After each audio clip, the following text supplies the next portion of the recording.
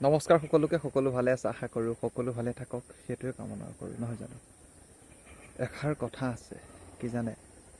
বোলে দুখ আছে কাৰণেহে সুখৰ মূল্য আছে, আৰু সুখ আছে কাৰণেহে দুখৰ মূল্য আছে। এতিয়া যদি আমি প্ৰত্যেকটো সময়তে খালি সুখৰ কথাই চিন্তা কৰি থাকোঁ, খালি সুখৰ কথাকে চিন্তা কৰি থাকোঁ, আমি দুখৰ মূল্যটো বুজি নাপাম।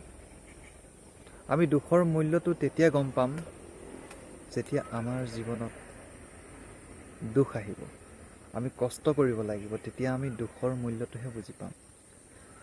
সুখকণ আমি তেতিয়া বুজি পাম, দুখ কৰি পেলাই যেতিয়া আমি এদিন, কষ্ট কৰি পেলাই আমি যেতিয়া এদিন আমাৰ সপোনত সাৰ্থক হ'মগৈ, তেতিয়া আমি গম পাম যে সুখ কি আৰু দুখ কি।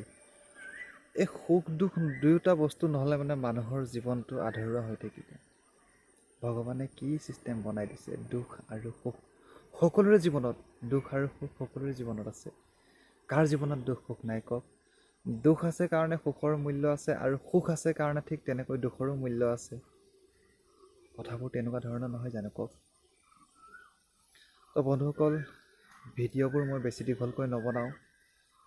সকলোৰে সময়ৰ মূল্য আছে, নহয় জানো? ইমান দীঘল ভিডিঅ'নো চাবলৈ কাৰণে কাৰ সময় আছে কওক?